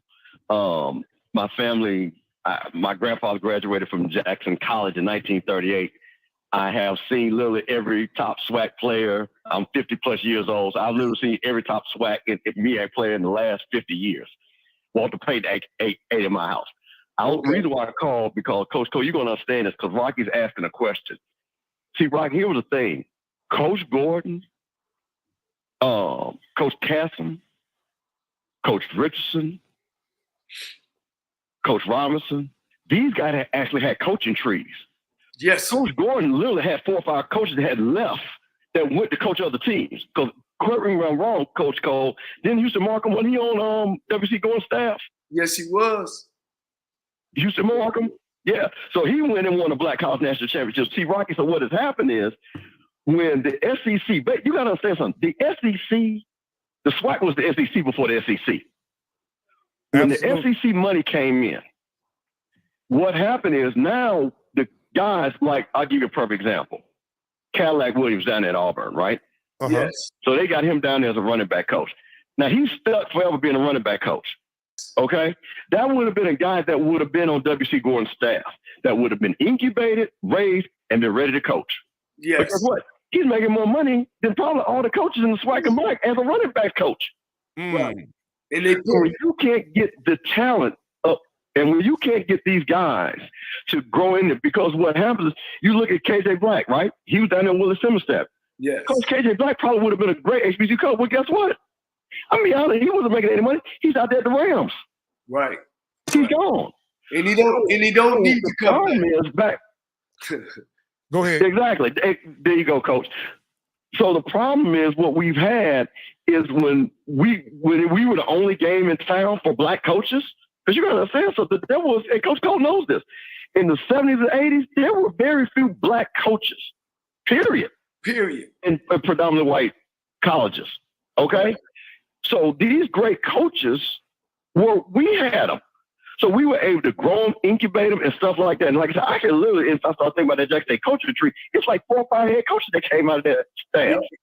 Hey. So when you don't have that anymore, then you see the turnover what you have now, because we're not able to grow a program. So like you look at Willie. Willie is the most stable coach in the SWAC right now. He only been there 3 years and 2 years. He's only been there 5 years. Oh, say, but you need to grow a staff and go ahead. No, so under that premise, right? You would say that a school would look at somebody on Willie's staff who's been with Willie for a while, because currently that's the most successful program in the SWAC, and Southern, or whether it be Southern, TSU, anybody with a vacancy, shouldn't they be looking at somebody that Willie has mentored or coached under Willie as the next? But that's coach? My point. But you prove my point. They don't stay like Coach KJ Black would have been the person, but he's gone. So you can't get a guy that Willie just put as offensive coordinator. He's only been there a year. Okay, I got you. But here's the other thing, my man, that I know you ain't missed, because what I said, you go, then in these early 2000s, we started going out and hiring white guys as offensive coordinators and defensive coordinators. So at one time, there were 20 black schools, major black schools, played football. And you got 20 of them was white guys. So then now you give them our jobs, and now we got to work. So that's what started happening. There you go, Coach. You know what I'm saying? And I mean, I got a coaching tree. I got defensive back coach in Pittsburgh, offensive line coach at Michigan State, running back coach in Arkansas, quarterback coach at Baltimore Ravens. Nobody knows that. You know what I'm saying? That's what I'm saying about how our conference have died because of the knowledge and the coaching. You know, everybody want to jump in that seat, but don't nobody want to go through it.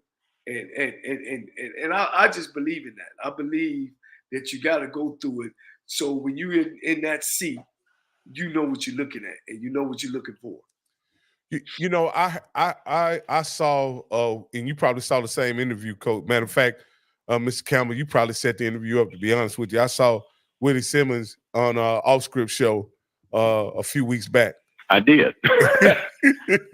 and it was so was such a great interview, but he said something very important, I thought, that coaches who coach in the Power 5 and Group of 5 arena if they come back to look at jobs at HBCUs, they can't stick it out, or you know what I mean, because they're not used to working under whatever the condition is at HBCUs. And here's my thing: don't come back, but bring somebody with you. Take somebody with you. We get up there and forget all about it. I just named you 5, 6 coaches that worked on my staff that I ain't even heard from. You know what I'm saying? That's a great. But let me ask you this, Mr. Campbell. What exactly, systemically, what are we doing to the Black college experience from a football standpoint when there is so much turnover in Black college? Because what I remember I may not knew where Grambling was on the map, but I damn sure knew who Eddie Robinson was. You understand? So these people aren't able to build the brands. These coaches aren't able to build these brands that were there. So how is it affecting the overall experience of HBCU football and HBCU sports with all the turnover that's happening?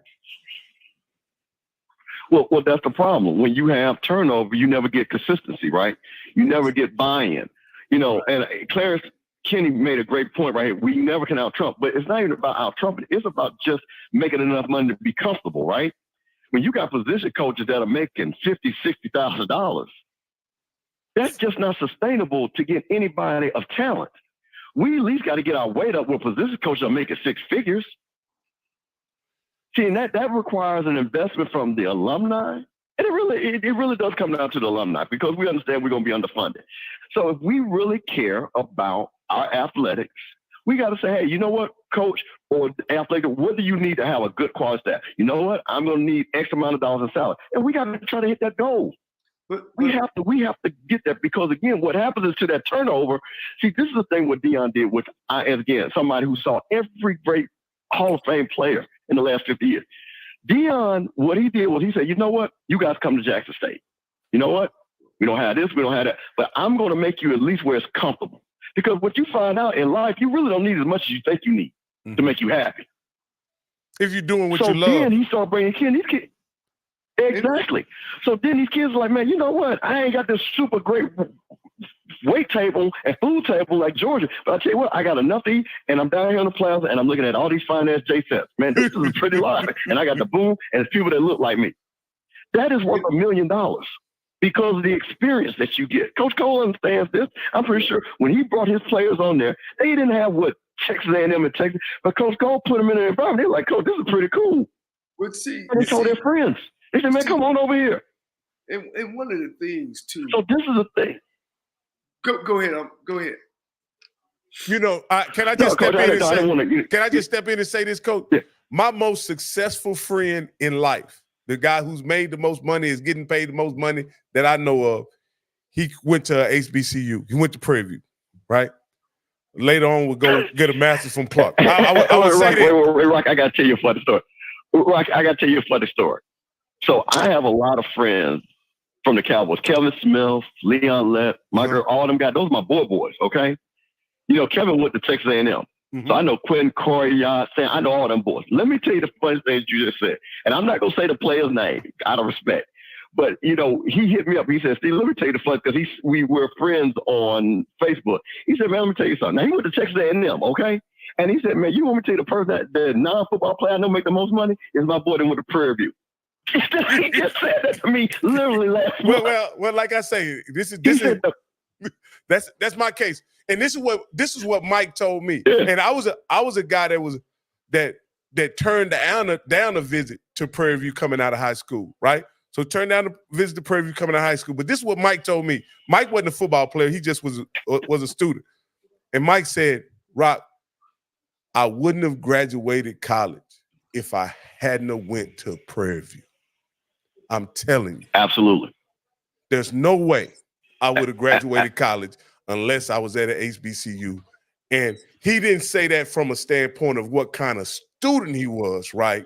He said that from the standpoint of what the support system afforded him while he was going to college. You know what I mean? And versus what the support system existed at if he had went to North Texas or Texas A&M or those other colleges. Because, you know, it's different there when you don't have money. Let me say this. Let me butt in for real quick. That's why it's so important to hire a head coach. Everything you said about the money is all true. That's why when you get a good head coach, it's his system, it's his program.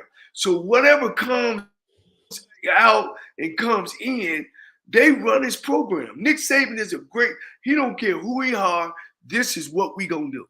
And that's why it's so important to hire coaches with backgrounds and pedigrees of being successful, because they have successful programs. There's coaches out there that will coach for $40, $50, $60, $70. See, people don't understand, some of those white guys for Deion Sanders, none of them guys was getting paid. But because they coached in the pros and at some of these PWI schools making $1 million and $400,000 and $500,000, they could afford to live on their own until they catch on. And he took them all with him to Colorado. So that's why it's so important about programs and who you are around you. You got to have a program, a winning program, and to be successful. And these ADs don't understand it. They think, well, let me just get a head coach. No, you can't hire a guy that's been driving a Volkswagen and then you go give him the keys to your Mercedes-Benz and expect him to take care of it. You can't do that. And then when you do it, that's why all this turnover is happening. That's my little deal on it, because we had coaches that's not making money.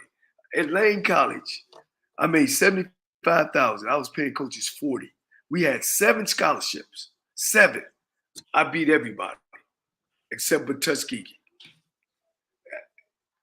It's about the program, and you take what you got and you make it. You turn a quarter into $1. I used to go out and lime the fields at Lane College. I remember when Jacoby Jones got drafted in the 3rd round, we had 20 scouts coming out. You think I was going to let them show up in my program? I went out there and lined the field myself. He still think he ran a 4.4, but that wasn't the 40-yard. That was the 37 and a half.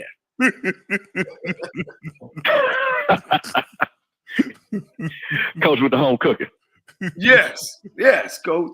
So, man, look, hey, I get it, man. I get it. Everybody want, dimes. And if you can't take a guy from a mansion and move him into the projects and say, okay, turn these projects around, it ain't gonna happen, man.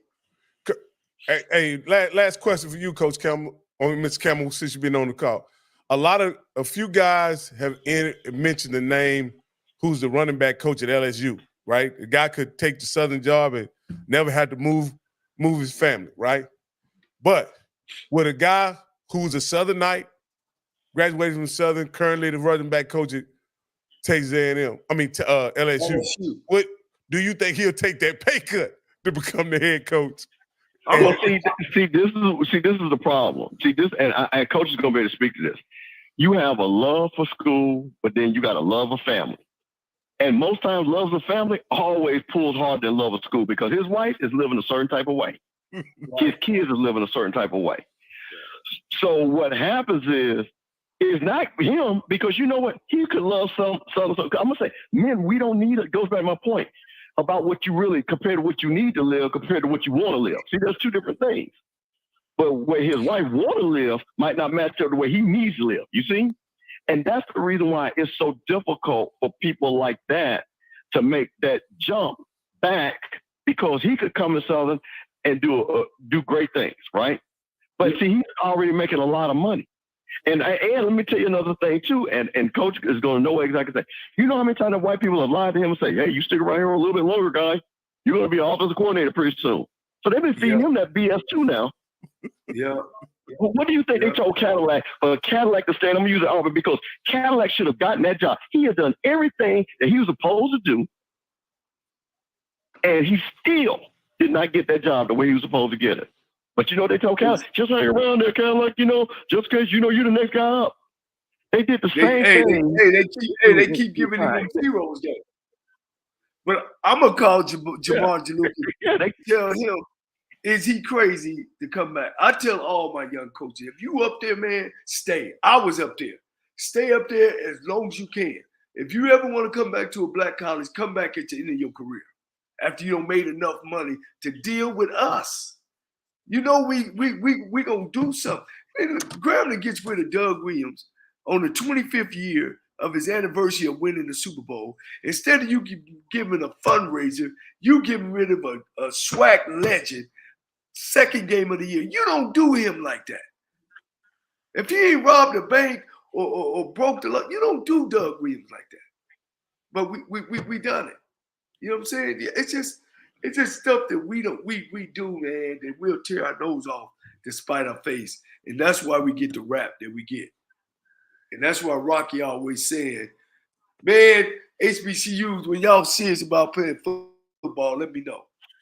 Well, you know, I just think when you and you may have a comment about this, Mr. Campbell, when you bring in your guy and like the way Southern brought in Dooley, like they brought in Dooley as their guy. And not because he was a winning coach, not because he was a champion or anything like that. They brought Dooley in because he was their guy. And he comes in and they sour on him so fast, man. I don't know what that says about HBCU football or what. I obviously Southern wants to win, right? Right. But what did they think they were bringing? Did they think they were bringing in Nuke Rockney or a championship coach when they brought him in? Because that's not what he was. Well, see, that's my problem with the whole Southern deal. He went to the SWAC championship last year. No matter how he got there, he got there. Well, you know he got there. Yeah. So the fact that they didn't even give him a chance to build that program and really think that portal, because see, that portal is fool's gold for a lot of these programs. Because I tell people this all the time. Yeah, you can get programs, but you know why FAMU is good? Because those kids have been in that program for 3 years now. And then we added guys to sprinkle in.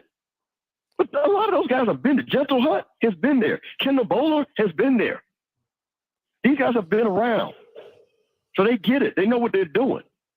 So you built a culture. So that's the problem. So I just don't like unless again, because everybody keeps saying Chinsbury. If that's the whole thing, then okay, I get it. If they say, you know, that's the guy we really want, we think he's going to be more innovative and stuff like that. But that's who they better hire. Because if they don't, Southern is going to fall back and they're going to be in a hole like they were. And Coach is going to understand what I'm saying is back when Southern was in the 80s and they were really known as a band school. Yeah. All right. Hey, Mr. Cam, I appreciate you calling in. We're about to wrap this up, Coach. Yeah, man. Hey, Coach Cole. Man, I got to catch this flight red eye tonight. All right, Coach. Take us out. All right, man. Look, hey, man, great crowd. I look forward to next week. Talk some more about what's going on, these championship games.